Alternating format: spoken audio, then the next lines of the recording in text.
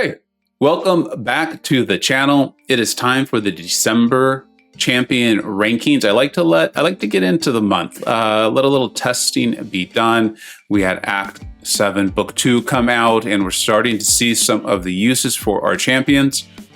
There's some updates. There's some big updates here, some moving around, and unfortunately, I think we need to have a conversation about the skill class.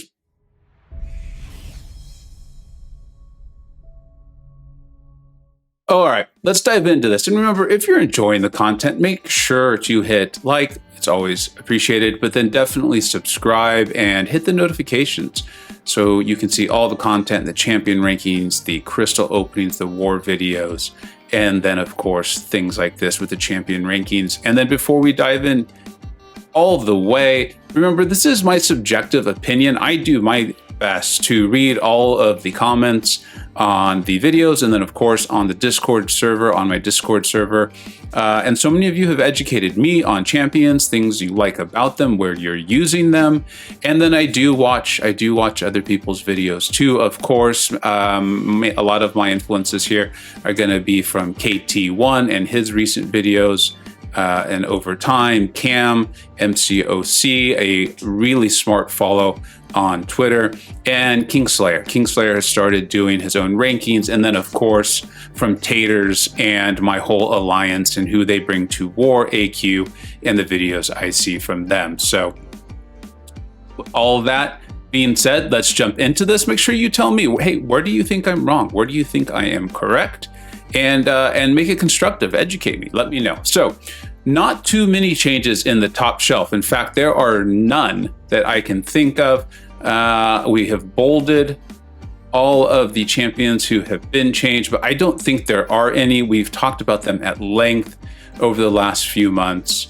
And yeah, there are no changes at all. So let's go ahead and scroll back up to the super premium, where again, I don't believe we have any significant changes. The first champion to really talk about is going to be in the cosmic class. No, we have a couple removals of the tech. I will go into them in depth when you get to them in premium. You can see them bolded there, but we will go into that in depth at that time. And same with the skill class. And like I said, we're going to talk about that in depth a bit more. I have some theories. And then we get to Cosmic Ghost Rider. For those of you who've seen my war videos, had two just, I think, really awesome boss solos of Killmonger bosses, rank 3. This is tier 1, Master's Tier War. For 4 Loki, we placed 4th. And the amount of confidence he can just instill in you, the ability to take the blocks, the lack of damage is done to you, and then of course the ability to just put out that massive damage. So many of us have seen the stacking armor buffs, and you know, we've even figured out, okay, we can trigger dexterity. It's just a matter of not triggering it before that SP2, and even then you're still putting out significant damage. So a lot of you have said he should be in the top shelf, and I'm still going to hold off on that. What he does exceptionally well, but there's a lot where he's just not going to work, right? And I think that also makes sense as this game continues to grow and become more and more complex, that our favorite champions, our top shelf champions, our best champions, there's just going to be a lot where they don't work, and that makes sense, and that's okay. And that doesn't mean they don't deserve top shelf. I just want to do more of book 2 with him first. I did use him in a lane, and it was fun. It was a lot of fun. It was what it was supposed to be. So I think it's probably just a matter of time. Maybe in January, we see him up there. And so many of you have let me know that you've pulled him. You've seen my various guides, and I'm reading those comments, and it's awesome. And congratulations on those pulls. I think you're going to enjoy him for a long time. And please let me know too what you're finding out with him. I appreciate that. So let's go ahead and move directly into the premium. I think that's where most of our conversations are going to be. I usually have my little analogy for what premium is. Now, again, if you're new to this video series, I have tried to simplify this. I don't think any one spreadsheet is going to be able to let you know everything you need to know about a champion. I know that no one is attempting to do that. But I don't want to even pretend that I'm doing that. I don't want to add all the various synergies and things like that, because I think what you need to do is, if you're getting a champion and you're curious, like, hey, what does Vega think of this champion? With all the things that Vega has seen, all the line chats he's in, all the comments in his videos, the alliance mates he sees using him, what is his opinion? What is his opinion? I want you to just be able to go to this and be like, okay, cool. Here's the column that he's got him in, and then go watch a video, right? Go watch some videos. I'd love it if you watch mine. But of course, I list a lot of great resources in there. And then of course, folks like Karate Mike is doing great reviews as well. Taters, Legacy, KT1. I used to love Dark Zodiac, but he hasn't put anything out in a while, but I hope he comes back soon. So there's a lot of resources out there for you to check, and go watch them, because we're all going to have a little bit of different opinion. There's going to be some different nuances that people are going to put up. So premium, what premium means is, this is a great champion. This is premium. Like, you think about anywhere else in the world where someone tells you like, oh, this is the premium version of whatever you've just asked for. You've walked into the store and they're like, well, you could have, this screwdriver, and we also have the premium one here. So that's what that is, right? These are still great champions that you could use in questing probably all of the time, or a significant amount of the time, that you should be very excited you have. So this is not meant to be an insult to any of these champions. All right, so let's go ahead and move on down. And we have our first one, a new entrance into the contest with this Immortal Abomination. A lot of real positives there, right? He has the ability to deal with the healing of an opponent, of course, through his poison and his acid burn. Lots of debuffs, right? And we're seeing lanes and nodes where that's important for you to be able to put debuffs on. Of course, and he's very sustainable with the healing that can come through that. So there's a lot of big pluses to this guy. It can take a little while to get into his damage, but his damage is pretty darn good. Once you're into those phases, I think the only negatives that the opponent needs to be able to be poisoned. There is not a ton of poison immunity, right? Like, I have just taken Archangel to rank 3, Sig 112, and he needs to be able to poison and bleed a champion. And I'm saying he's top shelf. I'm doing my reviews. I love this guy. I was so excited to make videos on him despite him being in the game so long. So I don't think we can hold that against Immortal Abomination too much, right? Because, I mean, he just needs to be able to poison a champion. Archangel needs to do both.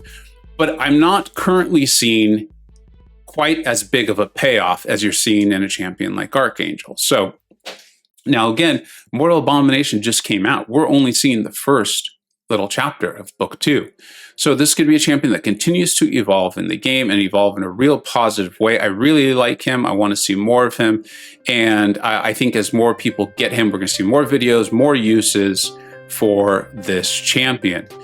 So he's right in there. Rolk is an excellent champion, and Gulk I have, because of his ability to deal with the degen and stuff like that. I think that's a niche that so many of us appreciate having when we need to go to him. So that's a real positive ranking for Immortal Abomination. We'll keep our eye on him. And then this is, I think, a bigger topic of conversation here, is these tech champions that have been moved into premium, that are in premium. I still like Sparky. I know that there are a lot of folks who have moved him down significantly in their rankings. I still think there's so much he can do. And yeah, maybe at the end game, maybe we're not going to see him moving into book 2 as much. But there's a lot more to this game than just book 2. There's a lot of folks making their way through Act 4, Act 5, Labyrinth of Legends, and things like that. And so a champion like Sparky still has a significant amount of uses. Last season was the first season in a while where I did not use Sparky at all. I had been using him for some of the kinetic transference lanes and nodes and things like that, also in Tier 1. So I think the champion still has uses. I also know I have a bit of a soft spot in my heart for him. He helped me get through Labyrinth of Legends and some very difficult content there. And I still blame him for my inability to know how to evade some champion specials, even though they've been in the game for a long time. So I think there's some justifiable, reasonable debate on whether Sparky should be in Super Premium. And then in Premium, KT1 has put out a lot of series of champion rankings lately. I've been listening to a lot of the comments, and there are a lot of Sentinel lovers out there. I do not have a ton of experience with him, but I know some really smart players I know, such as like DLL, who you often hear on my voice calls, and putting through a lot of knowledge and input.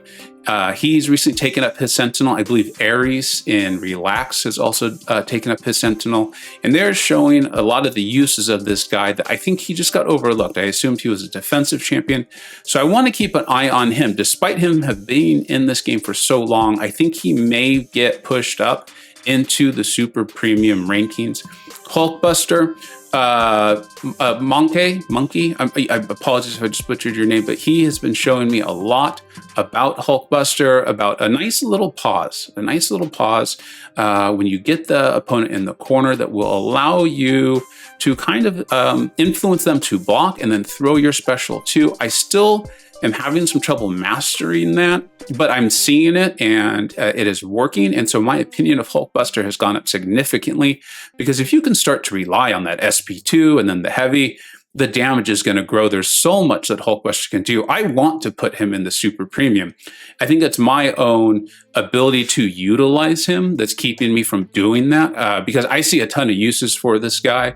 I think he's incredible. A lot of damage, shock damage. There's not a lot of immunities to that in the game, and he's part of some really cool synergy teams. So I could see him continuing to get moved up as we all get more and more familiar with him, or if there's some AI changes that make landing that heavy a little bit more reliable, right? Like, so much of my opinion is still based on war, where one slip up can be the end of that fight.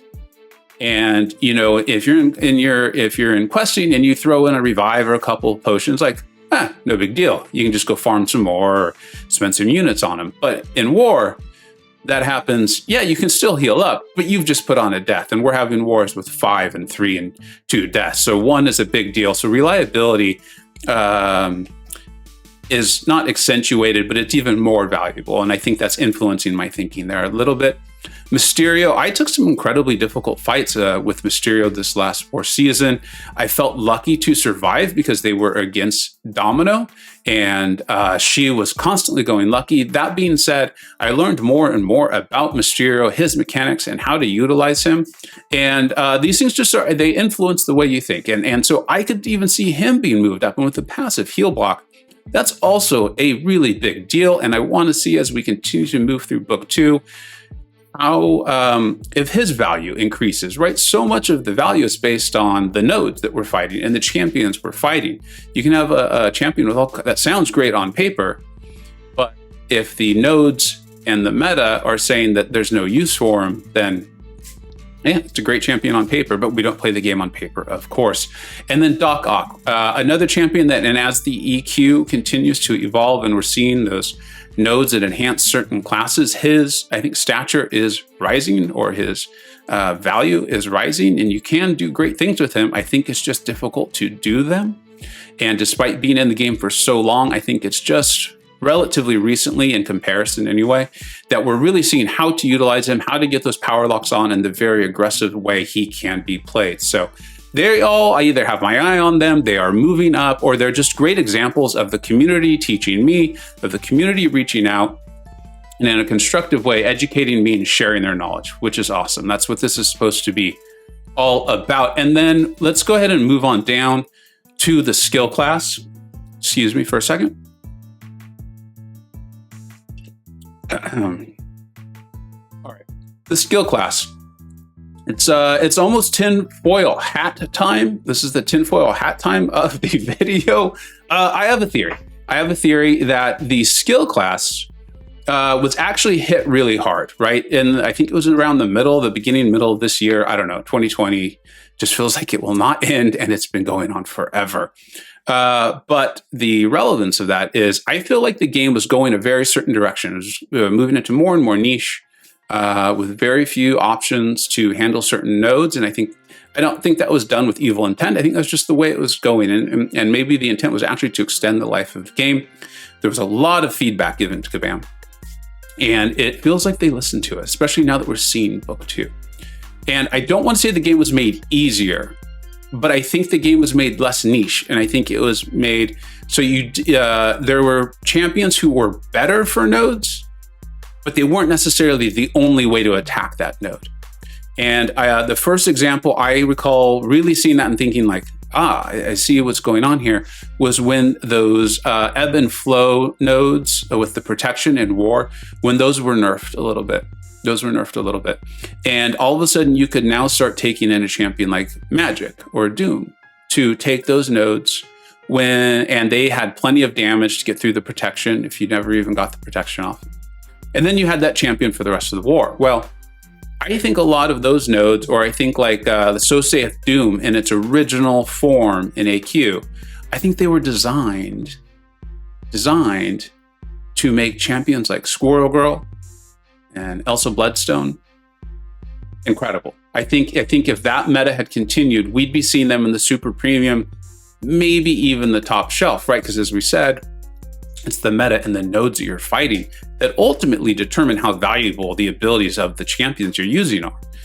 And Elsa's got some great ones. And so honestly to Squirrel Girl, I think we were moving in a direction where the hit counter was going to be a big deal, and the ability to manipulate that was probably going to have a big influence. Now, if any Kabam person watches this, might be like, that guy is so wrong. He's not even close. That was funny. But I think it makes a lot of sense. And it's the only way I can explain why there are so few great skill champions, right? And so I have listened to you, the community, and I've watched these other videos from, I think, some very, very smart players here. And here's what I've come up with. I think Stealth Spider-Man, I think, is slightly better than the rest of those skill champions that we see below him. And then I think Killmonger, and here's why. Hear me out on Killmonger. Killmonger can do a lot. If you're in this game and you have a Killmonger, but you don't have a Squirrel Girl, and you don't have an Elsa Bloodstone, and you don't have a Night Thrasher, but you have a Killmonger, there's a chance that he's going to be able to handle maybe 80% of the nodes that those other three champions combined could handle.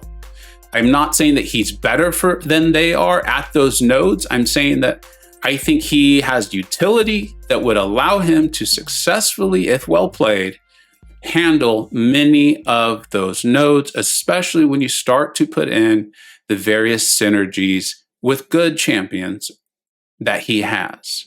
So I think it's important to keep that in mind, is we're all progressing at this game at different rates, at different times, and in different places. So we're going to have different champions in that sense. So yeah, I think for these massive, massive accounts, it might make more sense for you to rank up your Night Thrasher and your Elsa, and then of course your Black Widow Deadly Origin. Black Widow Deadly Origin has some of the best damage output in the game when she can apply her shocks and things like that. So as a result, I've left him up there, but I've moved down Night Thrasher, who I still think is great, but even the biggest proponent of him, KT1, does not have, I think he had him at like 8 or 9 in his ranking, 7, 8, or 9, somewhere in there. It's a good video series, you should check it out.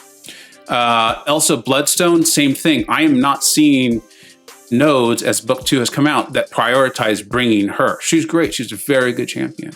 Black Widow Deadly Origin, as I just said, some of the highest damage, DPS, sustained damage output in the game. She's great. She's a great champion. That's why she's in the premium tier. Squirrel Girl, I have a soft spot in my heart for her. I really like that champion, that character in general. I like Tippy and all of these things, but I can't justify putting her any higher. HitMonkey, I know. HitMonkey is apparently what I wrote. Let's go ahead and add an N to that. I don't want anyone getting confused and wondering who is HitMonkey. So HitMonkey, making myself laugh. So HitMonkey can do a lot of tremendous things, but I'm not receiving comments saying, oh, I used HitMonkey in Act 3.2 or 6.4 or whatever, and he was the only answer to it, and he was so great. I'm not receiving that. The few people who are saying HitMonkey should be higher, they're just saying, hey, HitMonkey should be higher. So if you think he should be higher, let me know. Let me know where you're using him. But even on my Discord server, and it's pretty active, there's no one saying, hey, I've got HitMonkey and I'm doing all these wonderful things with him. Falcon, the ability to turn off the nodes, that's a big deal. And I think Falcon's someone who could potentially move up. And then the biggest follower on this, and this one almost hurts, it's Blade. I remember Save for Blade. I remember Blade Day. I remember the day he came out. And I remember then taking him to war, and all of these mystics who had just been such a pain in the butt just weren't anymore. So it hurts to bring him down. But again, as we said, various people are moving through this game at various paces in various places. And his ability to heal and bleed is still there. And being able to turn off some of those nodes and fight villains and mystics is still very, very, very valuable. So I think he definitely deserves that. We'll kind of try to speed this up. The skill class. Oh, I think the most relevant thing about all of that is that I am fully expecting or hoping that this is the year of skill, 2021, that we see for the skill class what was done for the Mystic class in 2020. Mystic, despite having great champions and being valuable because they so much deal with power and power manipulation in a fight, it was suffering. And it got a lot of great champions brought in. And I think the value of that class as a whole really improved over the year. And I'm very much hoping for that to happen with skill. So now we've moved into the premium and no changes there further. Let's go ahead and get to call. No big changes as we move through. Immortal Hulk, I don't want to spend too much time on that. This video is getting a bit long regardless. But Immortal Hulk, there's just too much risk for his damage output, in my opinion. Seems like maybe there is some defender damage or defender potential for him in war or, in story content or event quest. I don't want to spend too much time because honestly, it bothers me. It bothers me. I like Hulk. I think so many of us do. I want there to be an awesome Hulk. It's kind of like when there was an awesome Magneto. It just was like, yeah, that's how it should be.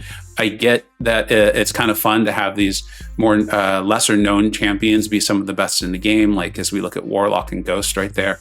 But Hulk, if we're going to have 30 versions of them in this game, can at least one be amazing? That's about as much of a rant as you're going to get out of me on that, but it is true and it is there.